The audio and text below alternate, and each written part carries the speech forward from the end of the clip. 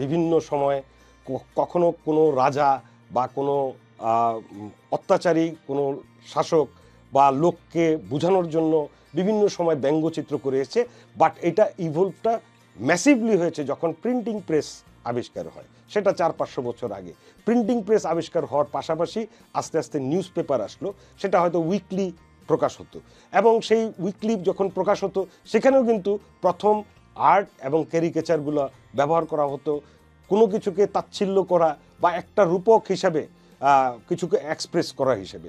So সেখানে টেক্সটও আছে, আর্টও আছে। 1726 সালে প্রথম উইলিয়াম হগার্থ একটা স্যাটারিক্যাল ড্রয়িং ব্যবহার করে বলে রেকর্ড আছে, হয়তো এর আগেও করে থাকতে পারে।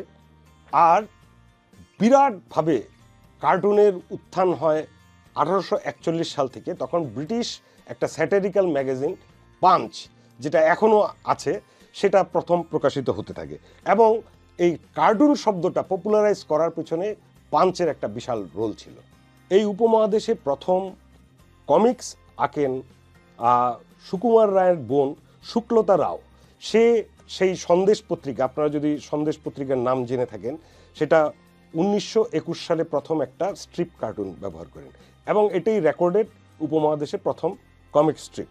এছাড়া এর আগে অবশ্যই বিভিন্ন রকম রম্য কার্টুন এসেছে অন্যান্য জায়গায় ইন্ডিয়ার, but that is the beginning.